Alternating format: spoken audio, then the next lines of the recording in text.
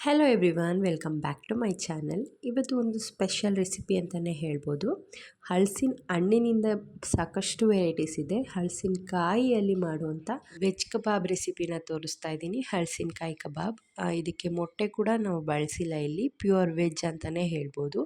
ಮೊದಲಿಗೆ ಹಲಸಿನಕಾಯಿ ಸಿಪ್ಪೆನೆಲ್ಲ ತೆಗೆದ್ಬಿಟ್ಟು ನಿಮ್ಗೆ ಯಾವ ಸೈಜಲ್ಲಿ ಬೇಕೋ ಆ ಸೈಜಲ್ಲಿ ಸಣ್ಣ ಕಟ್ ಮಾಡಿಕೊಂಡು ನೀರಲ್ಲಿ ಚೆನ್ನಾಗಿ ತೊಳ್ಕೊಂಡು ಕುಕ್ಕರಲ್ಲಿ ಒಂದು ವಿಜಿಲ್ ತೊಗೋಬೇಕು.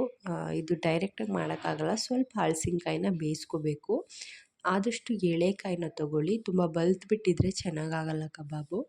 ಸ್ವಲ್ಪ ನೀರು, ಒಂಚೂರು ಉಪ್ಪನ್ನ ಹಾಕಿ ಒಂದು ವಿಜಿಲ್ ತೊಗೊಂಡ್ರೆ ಸಾಕು. ತುಂಬ ಬೇಯಿಸ್ಬಿಟ್ರೆ ಮೆತ್ತಗಾಗ್ಬಿಡುತ್ತೆ.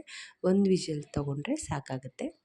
ಈಗ ಇದಕ್ಕೆ ಕೋಟಿಂಗ್ಗೆ 3 ಸ್ಪೂನಷ್ಟು ಕಾರ್ನ್ಫ್ಲೋರ್, 2 ಸ್ಪೂನಷ್ಟು ಅಕ್ಕಿ ಹಿಟ್ಟು ಹಾಕೋದ್ರಿಂದ ಗರ್ಗರಿಯಾಗಿ ಬರುತ್ತೆ. 1.5 ಸ್ಪೂನಷ್ಟು ಶುಂಠಿ ಬೆಳ್ಳುಳ್ಳಿ ಪೇಸ್ಟು, ಖಾರಕ್ಕೆ ಎಷ್ಟು ಬೇಕೋ ಅಷ್ಟು ಖಾರದ ಪುಡಿ, ರುಚಿಗೆ ತಕ್ಕಷ್ಟು ಉಪ್ಪನ್ನ ನೋಡ್ಕೊಂಡು ಹಾಕ್ಕೊಳ್ಳಿ, ಬೇಯಿಸೋವಾಗೂ ಹಾಕಿರ್ತೀವಿ. 1 ಸ್ಪೂನಷ್ಟು ಗರಂ ಮಸಾಲ, ಚಿಟಿಕೆ ಅರಿಶಿನ, ಒಂದು 3ರಿಂದ 4 ಸ್ಪೂನಷ್ಟು ಗಟ್ಟಿ ಮೊಸರು ಬೇಕಾಗುತ್ತೆ. ಮೊಸರು ಬದಲಿಗೆ ಮೊಟ್ಟೆ ಕೂಡ ಬಳಸ್ಬೋದು. ಇಷ್ಟನ್ನು ಚೆನ್ನಾಗಿ ಕಲಿಸ್ಕೋಬೇಕು. ಹದ ನೋಡಿಕೊಂಡು ಮೊಸರನ್ನ ಆ್ಯಡ್ ಮಾಡಿಕೊಂಡು ಕಲಿಸ್ಕೊಳ್ಳಿ.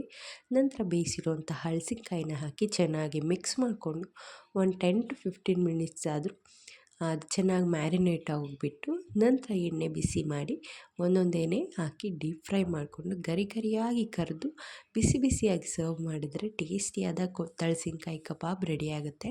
ತುಂಬ ಟೇಸ್ಟಿಯಾಗುತ್ತೆ, ಮನೆಯಲ್ಲೇ ಈಸಿಯಾಗಿ, ಒಳಗಡೆ ಕೂಡ ತುಂಬ ಚೆನ್ನಾಗಿ ಕುಕ್ ಆಗಿರುತ್ತೆ, ತುಂಬ ಜ್ಯೂಸಿಯಾಗಿರುತ್ತೆ. ಐ ಹೋಪ್ ಇವತ್ತಿನ ಈ ವಿಡಿಯೋ ನಿಮಗೆ ಇಷ್ಟ ಆಗಿದೆ ಅನ್ಕೋತೀನಿ. ಇಷ್ಟ ಆದರೆ ಲೈಕ್ ಮಾಡಿ, ಶೇರ್ ಮಾಡಿ, ಕಮೆಂಟ್ ಮಾಡಿ, ನನ್ನ ಚಾನಲ್ನ ಸಬ್ಸ್ಕ್ರೈಬ್ ಮಾಡಿ. ಮತ್ತೆ ಸಿಗ್ತೀನಿ ಇನ್ನೊಂದು ಹೊಸ ರೆಸಿಪಿಯೊಂದಿಗೆ.